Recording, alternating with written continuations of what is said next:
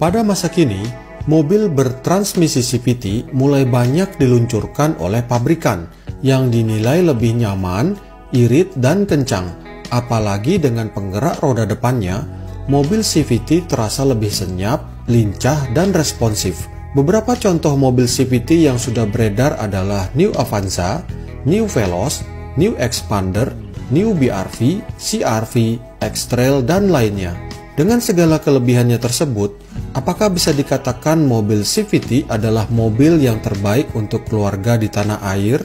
Ternyata jawabannya belum tentu guys, karena terdapat persoalan yang ada di mobil CVT yang jika tidak dipahami oleh para penggunanya sesuai kondisi di jalanan tanah air, mobil bertransmisi CVT bisa mendatangkan masalah yang berujung penyesalan.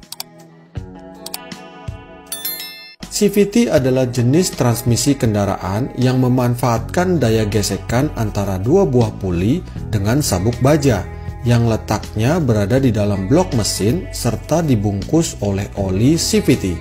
Sabuk baja ini dibuat dari ratusan lempengan baja yang dijalin dan diikat menjadi satu kesatuan, sehingga hasil penggabungan ratusan lempeng baja ini menjadikan sabuk baja bisa bergerak lentur, memiliki cengkeraman kuat untuk mendorong puli, dan yang terpenting adalah tahan terhadap panas hasil gesekan antara puli dengan sabuk baja. Dengan adanya transmisi CVT akan tercipta rasio putaran mesin yang halus tanpa adanya hentakan ketika perpindahan gigi, sehingga mobil CVT lebih terasa responsif, senyap, dan irit bahan bakar.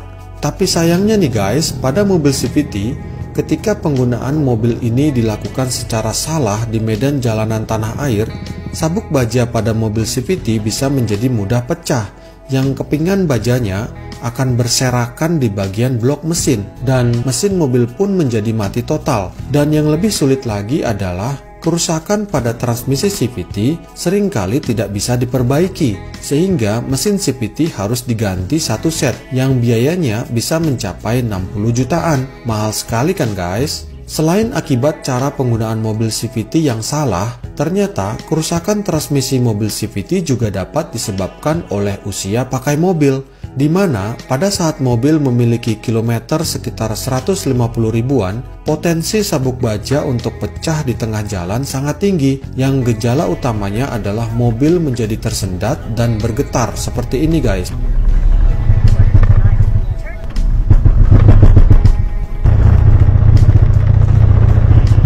Yang disertai adanya suara keras dari bagian blok mesin.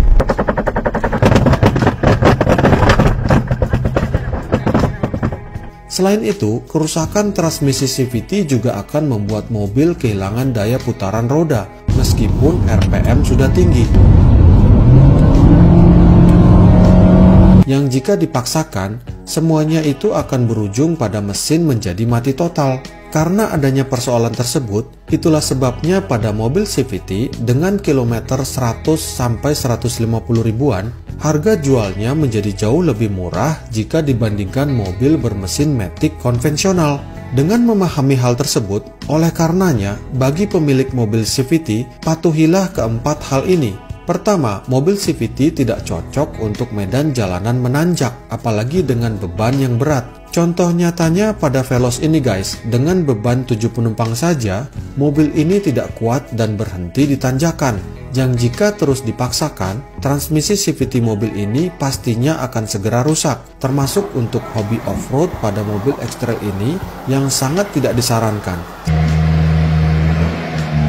Sehingga dapat disimpulkan bahwa mobil CVT sejatinya adalah mobil untuk penggunaan di jalanan perkotaan yang rata. Kedua, mobil CVT tidak cocok untuk tujuan balapan yang membutuhkan perpindahan gigi yang cepat dan agresif. Sehingga jika hal ini terus dibiarkan akan berakibat rusaknya sabuk baja dan puli dalam waktu yang singkat. Ketiga, mobil CVT tidak boleh menggunakan oli transmisi secara sembarangan, karena untuk dapat melindungi gesekan antara puli dengan sabuk baja secara maksimal, mobil CVT membutuhkan oli khusus transmisi CVT yang harga olinya biasanya lebih mahal dibandingkan oli matic konvensional.